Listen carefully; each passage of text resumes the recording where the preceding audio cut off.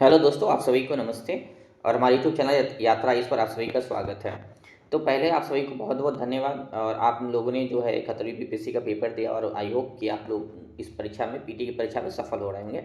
साथ में वैसे विद्यार्थी जो इस परीक्षा में जिनका कम नंबर आया होगा उसके लिए भी जो है एक तरीका से आशा बना के रखना चाहिए, उनको परिश्रम करना चाहिए ताकि जो 72वीं बीपीएससी का पेपर है उसमें आप लोग सफल हो सके।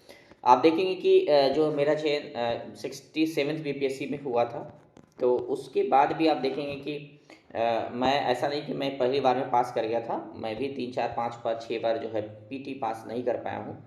तो इसका ये मतलब नहीं होता कि आपका तैयारी नहीं है, एग्ज़ाम पे भी निर्भर करता है और उस दिन पे भी निर्भर करता है जिस दिन आप पेपर देते हैं। तो चलिए, आप सभी को बहुत-बहुत धन्यवाद कि आप लोग सिविल सेवा की तैयारी करते हैं और साथ में जो है अपने पढ़ाई की बदौलत और जो है अपने मेहनत की बदौलत अपना किस्मत बदलने वाले लोग हैं आप लोग। तो अभी हम क्या करें कि जो है एक नया सीरीज़ लेके आप सभी के समक्ष जो हम प्रस्तुत हुए हैं और इस सीरीज़ में हम क्या करेंगे, मुख्य रूप से हमारा उद्देश्य क्या है कि जो करंट अफेयर है उसकी हम तैयारी करवाएँगे, करंट अफेयर की तैयारी कराएँगे और हमारे समक्ष जो अभी पेपर होने वाला है, तो 72वीं बीपीएससी का पेपर होगा। अब सामने पीटी का पेपर तो 72वीं का ही होगा, साथ में देखेंगे कि एईडीओ का पेपर होने वाला है और बिहार दरोगा का आप देखेंगे पेपर होने वाला है। तो मेरा जो उद्देश्य है कि हम करंट अफेयर का एक सीरीज लाएँ और करंट अफेयर को ऑब्जेक्टिव फॉर्म में आप सभी के समक्ष जो है प्रस्तुत करें। तो हम दिसंबर माह से करंट अफेयर की एक सीरीज लेके आ रहे हैं और आप सभी को जो है ऑब्जेक्टिव फॉर्म में, क्वेश्चन आंसर फॉर्म में आप सभी के समक्ष उसको हम आप सभी को तैयारी कराने का प्रयास करेंगे। तो इन सभी एग्जाम के लिए ये जो है काफ़ी महत्वपूर्ण होगा हमारा सीरीज, और हम ये निरंतर ये संचालित होते रहेगा ये सीरीज, तो आप लोग इसका लाभ उठा सकते हैं। चलिए देखते हैं पहले क्वेश्चन के साथ। जो पहला जो प्रश्न है, आप देखेंगे कि 1 दिसंबर 2024 को किस राज्य सरकार द्वारा संपूर्ण मवेशी आबादी को कवर करने के लिए बीमा योजना की शुरुआत की गई है? तो केरल सरकार के द्वारा। आप देखेंगे कि केरल सरकार के द्वारा क्या किया गया है कि संपूर्ण मवेशी आबादी को कवर करने के लिए बीमा योजना लाया गया है। आप देखिए कि बीमा योजना क्यों है, बीमा किस चीज़ का होता है, तो आप देखिए कि लाइफ का भी बीमा होता है, आप किसी वस्तु का भी बीमा करते हैं, ठीक ना। मवेशी के भी बीमा होता है जीवन का, ताकि अगर मान लें कोई व्यक्ति मवेशी खरीदा हो और किसी कारण से उसकी मृत्यु हो जाती है, और अब मवेशी का भी देखिए कि कीमत काफ़ी बढ़ गया है, 2 लाख है, 4 लाख है रुपया, तो 4 लाख रुपये लगा के अगर कोई खरीदता है और उसका देहांत हो जाता है तो उसके लिए इंश्योरेंस करवाता है, नहीं तो उसको तो बहुत बड़ा लॉस हो जाएगा। तो इंश्योरेंस कंपनी फिर क्या करती है कि उसका जो मूल्य उस बीमा में लिखा जाता है उसके हिसाब से ही देखते हैं कि प्रीमियम कटता है तो उसको उसका लाभ मिल जाता है। तो इस तरीक़ा से अपने राज्य में जो है केरल राज्य जो है संपूर्ण मवेशी के लिए वहाँ क्या लाई है, बीमा योजना लेके आई है, जो उसके राज्य में जितने भी आबादी है मवेशी का। चलिए देखते हैं अगला जो महत्वपूर्ण जो करंट अफेयर है, दूसरे नंबर पे कि 2 दिवसीय मिगोंग मिगोंग महोत्सव कहाँ आयोजित किया गया? तो आप देखेंगे कि यहाँ मिगोंग लिखा हुआ है और अंग्रेजी में इसको देखेंगे, अंग्रेजी में इस तरीक़ा से लिखा जाता है, मेगोंग जो है इस तरीक़ा से लिखा जाता है।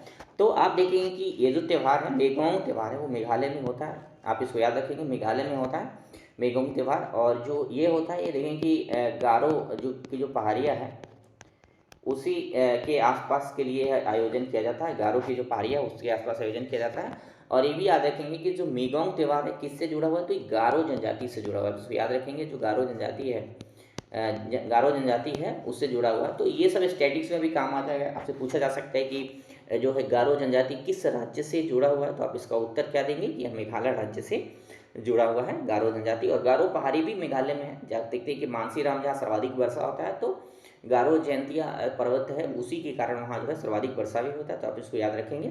और खासी, गारो, खासी और जयंतिया ये 3 पहाड़ियाँ भी है और जनजाति भी है। जो जनजाति गारो पहाड़ी के आसपास रहती है उसको गारो जनजाति भी बोलते हैं, तो इसको याद रखेंगे। अब ये जो त्यौहार होता है मेगोंग महोत्सव जो होता है, मेघालय में आयोजन होता है, इसमें क्या करते हैं कि गारो जो जनजाति है उसका जो सांस्कृतिक जो उसका एक क्रिया विधि है, संगीत है, उन सभी का प्रदर्शन किया जाता है। इसके माध्यम से उसके जो सांस्कृतिक चिन्ह हैं जिनको जीते हैं उनका प्रदर्शन किया जाता है, उनके सांस्कृतिक महत्व को प्रस्तुत किया जाता है। तो याद रखेंगे। और इसी प्रकार की एक हॉर्नबिल देखेंगे कि हॉर्नबिल महोत्सव है, आप देखे होंगे, बहुत सारा पेपर में ये पूछा गया है, क्वेश्चन भी आप लोग पढ़ते होंगे, क्वेश्चन जरूर पढ़िए।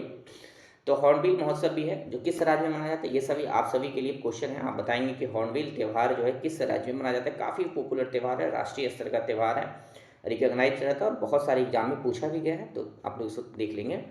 चलिए देखते हैं अगला जो प्रश्न है कि किस बैंक ने प्रगति बचत खाता की शुरुआत की है? तो आप देखेंगे कि HDFC बैंक है, क्या है नाम इनका, HDFC बैंक है। और एचडीएफसी बैंक भारत में निजी बैंक है, आप इसको भी याद रखेंगे, क्या है, निजी बैंक है। ये सब थोड़ा थोड़ा देखते रहेंगे, स्टैटिक्स है। एचडीएफसी निजी बैंक है। और अगर हम बोले कि राष्ट्रीयकृत बैंक होने का क्या तात्पर्य है, और फिर सरकारी बैंक होने का क्या तात्पर्य, तो देखेंगे कि जो बैंक का कैपिटल होता है ना, तो कैपिटल होता है उसको हम लोग जनरली शेयर बोल देते हैं। जो उसका कैपिटल होता है उसको हम क्या बोलते हैं, जो पूंजी होता है उसको शेयर बोलते हैं ना। तो उसके शेयर कम से कम 51% उसका जो कैपिटल होना चाहिए, उसका जो शेयर होना चाहिए, किसके अधीन होना चाहिए, सरकार के अधीन होना चाहिए, भले वो राज्य सरकार के अधीन हो या फिर केंद्र सरकार के अधीन हो। तो वैसे जो बैंक होते हैं उसको हम क्या बोल देते हैं, पब्लिक सेक्टर बैंक बोलते हैं, फिर राष्ट्रीयकृत बैंक भी बोला जाता है। तो एचडीएफसी बैंक क्या है, निजी बैंक है, मतलब है कि सरकार की इसमें भागीदारी नहीं है, उसको याद रखेंगे। और हाँ, एचडीएफसी बैंक की स्थापना कब हुई थी, कभी कभी पूछ लिया जाता है, तो आप देखेंगे एचडीएफसी बैंक की स्थापना 1944 में हुई थी। तो इसको भी याद रखेंगे, 1956 से ये क्रियान्वयन होगा। तो इसको याद रखेंगे, 1940 में इसकी स्थापना हुई थी एचडीएफसी बैंक की। और ये क्या करती है कि बैंक भी करती है और फाइनेंस भी करती है। आप देखेंगे फाइनेंस, बैंकिंग का तो एक्टिविटी करते हैं, बैंकिंग का काम अलग है और फाइनेंस जो होता है उसका काम अलग है। आप देखेंगे कि आप मोबाइल खरीदने जाते हैं या फिर फ्रिज खरीदने जाते हैं, तो आपका वहाँ क्रेडिट कार्ड बना दिया जाता है बजाज कंपनी का, एचडीएफसी का, तो वो फाइनेंस होता है, वो आपको फाइनेंस करती है। आपके पास पैसा नहीं है तो आपको फाइनेंस करती है, उस टाइम वो दे देती है आपको, वस्तु देती है और उसका धीरे धीरे इंस्टॉलमेंट में पैसा लेती है। तो इसी को बोला जाता है फाइनेंस। तो ये सब चीज़ को ध्यान रखेंगे थोड़ा, ये सब आपको काम आएगा एग्जाम के अंदर।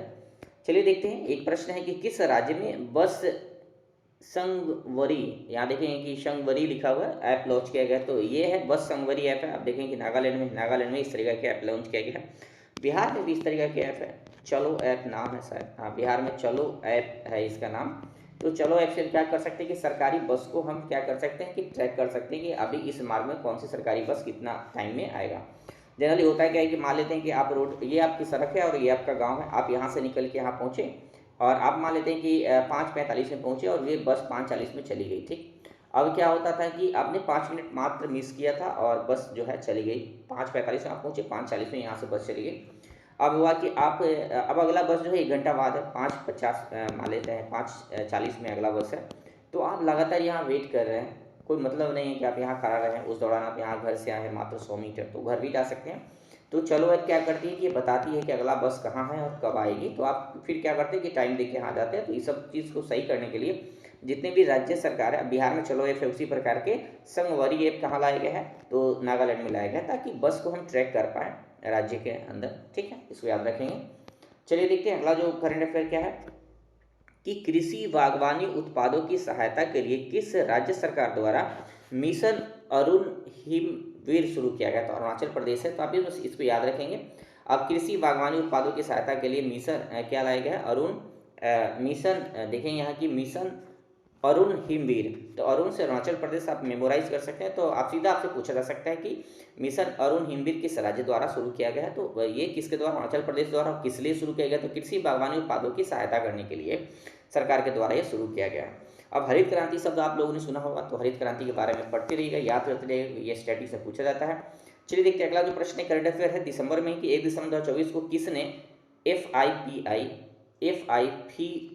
2023 का पुरस्कार जीता है। तो देखेंगे बीपीसीएल कंपनी है, भारत पेट्रोलियम कॉर्पोरेशन लिमिटेड। आप इसको याद रखेंगे। तो इसका नाम क्या है, Bharat petroleum corporation limited company है और ये भारत सरकार का PSU है। आप देखेंगे PSU सब लिखा रहता है, पब्लिक सेक्टर यूनिट्स लिखा रहता है। इसका मतलब क्या हुआ कि सरकार का ये होता है, मतलब कि मोर देन 51% किसका भागीदारी होता है, मतलब उसके कैपिटल पर किसका आधिपत्य होता है, गवर्नमेंट की आधिपत्य होता है, उसी को हम PSU बोलते हैं। यह संभव है कि 100% भी हो, लेकिन कम से कम 51% तो होता ही है, तो उसी को हम पब्लिक सेक्टर यूनिट्स बोला जाता है। और ये जो आपका BPCL है, ये कहा है कि पेट्रोलियम और ऊर्जा क्षेत्र में काम करने वाली कंपनी है, आप इसको याद रखेंगे, ठीक है। चलिए देखते हैं अगला जो करंट अफेयर क्या है कि विश्व, देखेंगे कि अगला जो करंट अफेयर है और देखेंगे कि विश्व बैंक की सहायता से भारत ने किस राज्य में आर्टिफिशियल इंटेलिजेंस केंद्र स्थापित किया। तो हरियाणा, आप इसको याद रखेंगे। हरियाणा में क्या किया है कि AI आर्टिफिशियल इंटेलिजेंस केंद्र का स्थापना किया गया, किसकी सहायता से, विश्व बैंक की सहायता से। तो इसको भी याद रखेंगे, विश्व बैंक से भी सवाल आता है। अब देखिए कि दो चीज़ें, आर्टिफिशियल इंटेलिजेंस का आप नाम निरंतर सुनते हैं, तो आप जब अगर मेंस लिखेंगे या फिर प्री में भी इस पर स्टेटमेंट बन सकता है, जो साइंस टेक का आपका सिलेबस है, तो वहाँ इस तरीके के,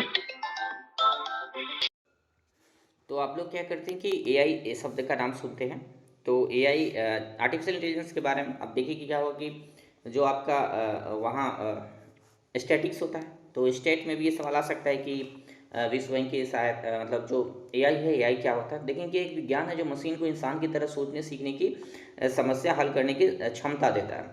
तो आप देखें कि पूरे दुनिया जो आर्टिफिशियल इंटेलिजेंस का हो गया, अब सारा काम मशीन जो है मनुष्य के तरीका से करना शुरू कर दिया है। तो इसके लिए देखेंगे कि मनुष्य के तरीका से मनुष्य जब मशीन सोचने लगता है और समस्याओं को हल करने लगता है, उपजने वाली जो भी समस्या उसके समक्ष प्रस्तुत होती है तो उसको हल करना शुरू कर देता है, तो उसको हम बोलते हैं आर्टिफिशियल इंटेलिजेंस। यानी कि क्या हुआ कि आप इसमें देखें कि रोबोटिक्स का जो निर्माण हुआ है ना, रोबोटिक्स का जो निर्माण हुआ दुनिया के अंदर, रोबोटिक्स जो शब्द आया तो उसका आधार क्या बना। एक तो मशीन है, रोबोट में क्या होता है कि मशीन तो है, पूरा पार्ट्स में ही मशीन है, साथ में आर्टिफिशियल इंटेलिजेंस है उसके अंदर। यानी कि मशीन को जो इक्विपमेंट होता है और साथ में आर्टिफिशियल इंटेलिजेंट होता है, उन दोनों का समायोजन से हम रोबोट बनाते हैं। तो अगर आपसे ये पूछा जाए कि एग्जाम्पल कि आर्टिफिशियल इंटेलिजेंस के एग्जाम्पल कौन कौन सा है, तो ये प्री में आ सकता है। आप देखेंगे कि स्टेट में भी आपसे पूछा जा सकता है, तो आप बताएंगे जैसे चैट जीपीटी है। चैट जीपीटी शब्द का इस्तेमाल करते हैं आप तैयारी के दौरान, इसका यूज बहुत करिए, बहुत उपयोगी भी है।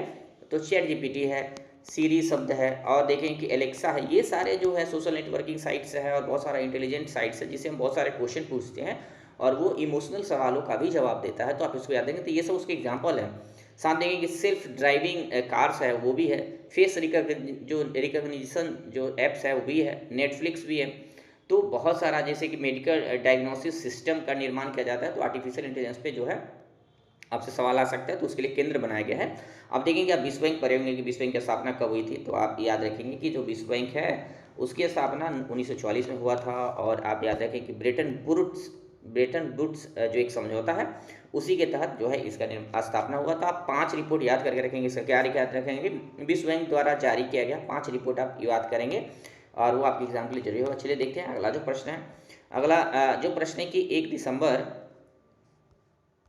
2024 को सीमा सुरक्षा बल का कौन सा स्थापना दिवस मनाया गया, तो आप देखेंगे 59th है 1 दिसंबर को। आप देखेंगे कि सीमा सुरक्षा बल जो बीएसएफ है, बॉर्डर सिक्योरिटी फोर्स है, नाम सुनेंगे आप लोग। इसकी स्थापना कब हुई थी, 1 दिसंबर 1965। आप इसको याद रखेंगे 1 दिसंबर 1965 को। और आपसे जो सवाल पूछा जा सकता है, एक तो स्थापना और दूसरा हेड क्वार्टर कहाँ है, तो नई दिल्ली में, इसको भी याद रखेंगे। बीएसएफ का हेड क्वार्टर कहाँ है, नई दिल्ली में। अगला जो सवाल आ सकता है कि जो बीएसएफ है किस मंत्रालय के अधीन है, तो आप देखेंगे कि गृह मंत्रालय। आप इसको याद रखेंगे, गृह मंत्रालय के अधीन है, गृह मंत्रालय। जो हमारा सेना होता है उसके लिए भी मंत्रालय अलग है, आप देखेंगे। लेकिन यहाँ जो है किसके मंत्रालय का अधीन है, गृह मंत्रालय के अधीन है। ठीक है। एक सवाल आपसे है कि जो ये हमारी सबसे बड़ी सीमा रक्षक बल है और किस बॉर्डर पे तैनात है। कभी कभी पीटी में ये सवाल आता है कि किस बॉर्डर पे, तो बीएसएफ का बॉर्डर कहाँ है, तो देखेंगे बीएसएफ का जो बॉर्डर होता है, एक तो है पाकिस्तान बॉर्डर और एक है बांग्लादेश बॉर्डर। तो आप इसको याद रखेंगे, बीएसएफ मुख्यतः हमारे 2 बॉर्डर पर है, 2 देशों की, एक पाकिस्तान और एक बांग्लादेश की। बाद बाकी आप देखेंगे कि आईटीबीपी का है, भारत चीन जो बॉर्डर है उस वहाँ है। तो इस तरीके से आप याद रखेंगे, फिर हम आगे मिलेंगे, बहुत बड़ा वीडियो हो जाएगा, स्टडीज़ पर ज़्यादा डिबेट नहीं कर सकते हैं। चलिए देखते हैं। अगला प्रश्न है कि उत्तर प्रदेश का 76वां जिला किसे घोषित किया गया, तो महाकुंभ मेला को एक 76वां जिला बना दिया गया उत्तर प्रदेश का। तब इसको याद रखेंगे, 76वां जिला बनाया गया उत्तर प्रदेश का महाकुंभ मेला को। चलिए देखते हैं। अगला जो प्रश्न है कि 2 दिसंबर 2024 को भारत और किस देश के बीच पुणे में पहला संयुक्त टेबल टॉप अभ्यास लिखा हुआ है सीनवेक्स शुरू की गई, तो कंबोडिया। आप मेमोराइज करें, बस इतना याद रखेंगे कि जो सीनवेक्स अभ्यास है वो किसके बीच में हुआ है, तो कंबोडिया के बीच में हुआ। कहाँ हुआ है, तो पुणे में हुआ है, बस इतना याद रखेंगे। चलिए देखते हैं अगला जो करंट अफेयर है उसको हम चर्चा करते हैं। देखते हैं 2 दिसंबर 2024 को किस राज्य सरकार ने न्यायिक अधिकारियों की सेवानिवृत्ति की आयु 60 वर्ष से बढ़ाकर 61 वर्ष कर दी गई है, तो आप याद रखेंगे कि कहाँ है, आंध्र प्रदेश है। और सेवानिवृत्ति की जो आयु है, अब किसकी, न्यायिक अधिकारियों की बात किया गया, याद रखेंगे न्यायिक अधिकारियों के, तो आंध्र प्रदेश द्वारा ऐसा किया गया है। चलिए देखते हैं अगला जो प्रश्न है। दिसंबर 2024 को रतापानी टाइगर रिजर्व किस राज्य द्वारा 8वां टाइगर रिजर्व बना है, तो आप देखेंगे कि मध्य प्रदेश। आप देखेंगे कि इस बार जो है बीपीएससी के जो 71वां हुआ था उसमें भी पूछा गया था एक सवाल, आप लोग याद करिएगा कि एक वन्य जीव अभ्यारण्य के बारे में पूछा गया था, फिर नेशनल पार्क के बारे में पूछा कि किस राज्य में है, तो आप इसको बताएंगे। तो याद रखेंगे जो 8वां जो रातापानी टाइगर रिजर्व कहाँ बना है, वो बना है मध्य प्रदेश में। और टाइगर रिजर्व की घोषणा किस एक्ट से होती है, तो इसको भी याद रखेंगे। एक एक्ट का नाम है वाइल्ड लाइफ प्रोटेक्शन एक्ट 1972। ये काफ़ी इंपॉर्टेंट एक्ट है, फ्लैगशिप योजना। अगर आप यूपीएससी का प्रिपरेशन करते तो इस एक्ट के बारे में और याद रखेंगे, लेकिन बस इतना याद रखेंगे कि वन्य जीव संरक्षण अधिनियम 1972 में आया था, इसको आप लोग याद रखेंगे। और उसी के तहत क्या होता है कि जो टाइगर रिजर्व है उसकी स्थापना की जाती है। एक और चीज़ याद रखेंगे कि प्रोजेक्ट टाइगर कब शुरू किया गया था, तो 1973 में। ये भी सवाल खूब पूछा जाता है। 1973 में प्रोजेक्ट टाइगर की शुरुआत किया गया था, इसको भी याद रखेंगे। और एनटीसी, आप एक संस्था का नाम सुने होंगे, NTCA, national tiger conservation authority, ये क्या करती है कि नेशनल टाइगर किसी को भी घोषित किया जाता है तो उसको अनुमोदन प्रदान करती है। चलिए देखते हैं आगे। अगला जो महत्वपूर्ण प्रश्न है कि भारत में एफडीआई का सबसे बड़ा स्रोत कौन सा है, तो भारत में एफडीआई का सबसे बड़ा स्रोत जो है सिंगापुर है, इसको याद रखेंगे। भारत में एफडीआई का सबसे बड़ा स्रोत क्या है, सिंगापुर है, इसको भी याद रखेंगे आप लोग। अब जो एफडीआई होता है फॉरेन डायरेक्ट इन्वेस्टमेंट इसको बोलते हैं, फॉरेन डायरेक्ट इन्वेस्टमेंट इसको बोलते हैं। तो जो भी जो ग्रीनफील्ड जो भी यहाँ भारत में क्या होता है कि विदेशी पैसा जो भी भारत में आता है उसको हम फॉरेन डायरेक्ट इन्वेस्टमेंट बोलते हैं। इस दो प्रकार के होता है, इसको हम बाद में पढ़ेंगे। एक तो एफडीआई होता है और एक एफआई बोलते हैं, जो फॉरेन इंस्टीट्यूशनल इन्वेस्टमेंट इसको बोलते हैं, और एफडीआई बोलते हैं। अब ये दो कैटेगरी है कि वो पैसा किस हिसाब से आता है, उसका एक वर्गीकरण है, उसको बाद में चर्चा करेंगे। फिलहाल आप एफडीआई का मतलब सीधे याद रखें कि विदेशी पैसा जो भारत में यहाँ इंफ्रास्ट्रक्चर डेवलपमेंट के लिए आता है उसको एफडीआई बोलते हैं। बाद में टेक्निकल परिभाषा हम लोग देख लेंगे। चलिए देखते हैं आगे। अगला जो महत्वपूर्ण प्रश्न है कि 2800 येलो एडिटिंग हासिल करने वाले दूसरे भारतीय शतरंज खिलाड़ी कौन से हैं, तो अर्जुन एरिगैसी है, अर्जुन एरिगैसी इनका नाम है। और ये क्या किए हैं कि 2800 येलो एडिटिंग हासिल की है इन्होंने, तो इसको याद रखेंगे। चलिए देखते हैं अगला जो करंट अफेयर है कि 2 दिसंबर 2024 को किस देश ने अपना 53वां राष्ट्रीय दिवस मनाया है, तो यूएई, आप इसको याद रखेंगे। यूएई जो है अपना 53वां राष्ट्रीय दिवस मनाया है। चलिए देखते हैं अगला प्रश्न है कि मरुस्थलीकरण को रोकने के लिए संयुक्त राष्ट्र संधि में शामिल देश का 16वां सम्मेलन कहाँ हुआ, तो आप देखेंगे कि रियाद में हुआ। और रियाद कहाँ है, तो रियाद सऊदी अरब की राजधानी है, तो इसको याद रखेंगे। सऊदी अरब की राजधानी है, उसका नाम क्या है, रियाद है, तो इसको भी याद रखेंगे, सऊदी अरब की राजधानी है। चलिए देखते हैं अगला प्रश्न है कि 2 दिसंबर 2024 को भारत और किस देश के बीच संयुक्त सेनाभ्यास हरिमऊ शक्ति का 4था संस्करण शुरू हुआ, तो मलेशिया, आप इसको याद रखेंगे। हरिमऊ शक्ति, आप इस तरीके का सवाल आता है, दरोगा में भी आता है, बीपीएससी में, पीटी में भी आता है, और एईडीयू के पेपर में भी आएगा। तो हरिमऊ शक्ति या जो एसएससी का पेपर है सभी के लिए उपयोगी है। तो हरिमऊ शक्ति क्या है, मलेशिया में, मलेशिया और भारत के बीच सेनाभ्यास है। चलिए देखते हैं अगला प्रश्न है कि 2 दिसंबर 2024 को सैयद मोदी अंतर्राष्ट्रीय बैडमिंटन टूर्नामेंट में पुरुष सिंगल्स का खिताब किसने जीता, तो लक्ष्य सेन इनका नाम है, लक्ष्य सेन इनका नाम है, तो इसको याद रखेंगे। चलिए अगला जो करंट अफेयर है कि 2 दिसंबर 2024 को यूनेस्को ने किस भारतीय राज्य को हेरिटेज पर्यटन के लिए टॉप डेस्टिनेशन घोषित किया है, तो पश्चिम बंगाल, आप इसको याद रखेंगे। पश्चिम बंगाल को उन्होंने टॉप डेस्टिनेशन के रूप में घोषित किया है। एक चीज़ और भी याद रखेंगे, यूनेस्को के बारे में आप लोग अध्ययन करते रहेंगे। यूनेस्को के बारे में आप लोग अध्ययन करते रहेंगे। ये सवाल है, देखेंगे ये क्या है, ये यूएनओ का विशेष मतलब स्पेशल एजेंसी है, इसको याद रखेंगे। स्पेशल एजेंसी है जो क्या करती है कि सांस्कृतिक शिक्षा, सांस्कृतिक संरक्षण, विज्ञान के क्षेत्र में, संस्कृति के संरक्षण के क्षेत्र में काम करती है ताकि दुनिया के अंदर जो है शांति की स्थापना हो सके। ठीक ना, तो इसको याद रखेंगे। विश्व शांति के लिए काम करती है सारे जो यूएनओ की एजेंसी है। चलिए देखते हैं अगला जो प्रश्न है कि माधव राष्ट्रीय पार्क किस राज्य का 9वां टाइगर रिजर्व बना है, तो आप देखेंगे कि माधव जो है मध्य प्रदेश का 9वां टाइगर रिजर्व बना है। और ये सवाल पूछा भी गया है, आप देखेंगे 71वीं बीपीएससी के पीटी में पूछा भी गया है। तो इस तरीके का सवाल जब भी आता है तो आप याद रखेंगे 9वां टाइगर रिजर्व बना है मध्य प्रदेश का माधव राष्ट्रीय पार्क।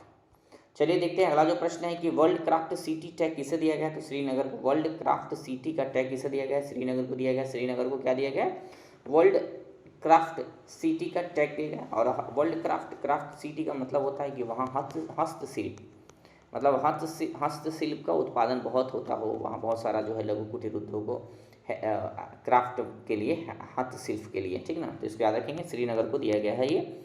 अगला देखते हैं, अगला प्रश्न है कि 3 दिसंबर 2024 को ऑक्सफोर्ड यूनिवर्सिटी ने किस वर्ड ऑफ द ईयर घोषित किया, मतलब किसे, यहाँ देखेंगे किसे वर्ड ऑफ द ईयर घोषित किया गया।